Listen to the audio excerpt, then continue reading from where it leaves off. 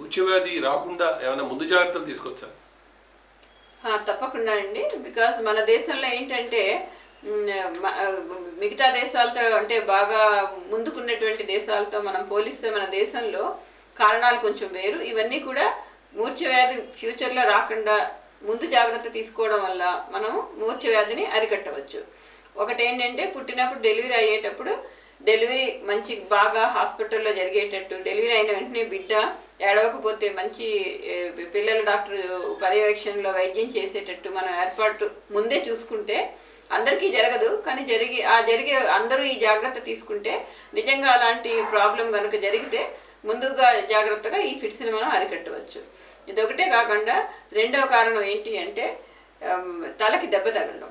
మామూలుగా మనం తలకి దెబ్బ తగలకుండా జాగ్రత్త తీసుకోవాలంటే డ్రైవింగ్ చేసేటప్పుడు స్కూటర్ మీద హెల్మెట్ పెట్టుకోవాలి, రోడ్డు మీద రూల్స్ అన్నీ సరిగా పాటించాలి.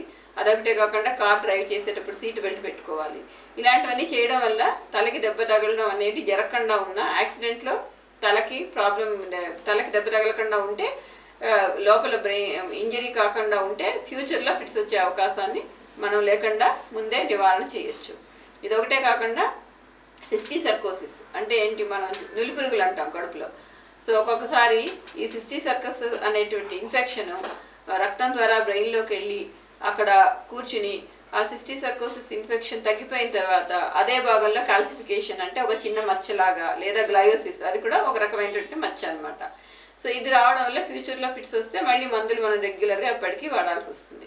సో అది రాకుండా ఉండాలి అంటే చాలా కామన్గా పాటించవలసింది ఏంటి, మనం భోజనం చేసే ముందు చేతులు శుభ్రంగా కడుక్కుని పాటించాలి. అదొకటే కాకుండా అన్నీ వండుకునేవి అంటే ఉడకబెట్టినవి అలాంటివి తినాలి. పచ్చికూరలు వాటిల్లో ఈ సిస్టిసర్కస్ ఎక్కువ ఉంటుంది. ఆకుకూరలు ఇవన్నీ ఎక్కడ పండిస్తారో మనకు తెలియదు, అందుకని ఉడకబెట్టిన పదార్థాలే తినడం, చేతులు బాగా కడుక్కోవడం వల్ల ఇది టీచర్లు తల్లిదండ్రులు పిల్లలకి చిన్నప్పటి నుంచి నేర్పిస్తే వాళ్ళు పెద్దయ్యాక వాళ్ళ పిల్లలకి చెప్తారు. ఆ విధంగా మనం ఈ రకమైనటువంటి ఇన్ఫెక్షన్ ద్వారా వచ్చేటటువంటి ఫిట్స్ని నివారించవచ్చు.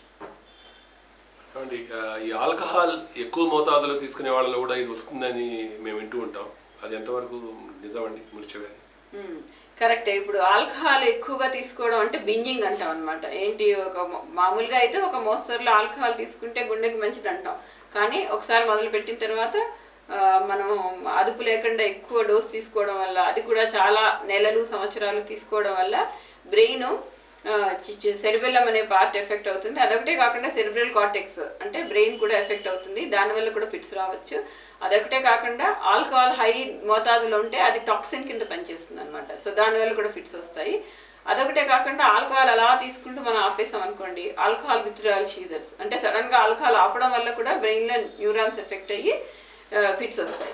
అదొకటే కాకుండా తలకి వీళ్ళు ఆల్కహాల్ తాగిన వాళ్ళు ఏంటి అక్కడ ఇక్కడ పడిపోతూ ఉంటారు. ఆ పడిపోయినట్టు వాళ్ళు చెప్పడానికి కూడా వాళ్ళకి గుర్తుండదు.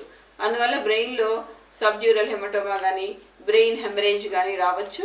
అది వచ్చినప్పుడు ఫిట్స్ వస్తాయి. అదొకటే కాకుండా ఈ బ్రెయిన్లో బ్లీడింగ్ అది తగ్గిపోయిన తర్వాత ఏమవుతుందంటే అక్కడ మచ్చలాగా వస్తుంది, అంటే మళ్ళీ గ్లయోసిస్ వస్తుంది అనమాట. సో దానివల్ల ఫిట్స్ రావచ్చు. అదొకటే కాకుండా ఆల్కహాల్ ఎక్కువ తీసుకున్న వాళ్ళల్లో స్ట్రోక్స్ కామన్, అంటే బ్రెయిన్లో బ్లడ్ క్లాట్ రావచ్చు.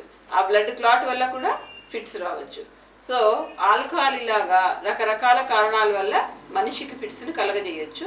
అందుకని ఆల్కహాల్ ఒక మోతాదును దాటి తీసుకోవడం అనేది ఎప్పటికీ కూడా చేయకుండా జాగ్రత్త చూసుకోవాలి. ఇది కూడా ఒక ప్రివెంటబుల్ కాజ్ ఆఫ్ ఎపిలెప్సీ, అంటే మన ముందు జాగ్రత్తతోటి ఫిట్స్ రాకుండా చూసుకోవాలి. అంటే ఒక మాటలో రోడ్ ట్రాఫిక్ యాక్సిడెంట్స్ కాకుండా ముందు జాగ్రత్తలు తీసుకోవడం, తర్వాత ఆల్కహాల్ సేవించి డ్రైవ్ చేయడం ఇవన్నీ హానికరం అంటారు, అంతే కదా? అంతే, తప్పనిసరిగా.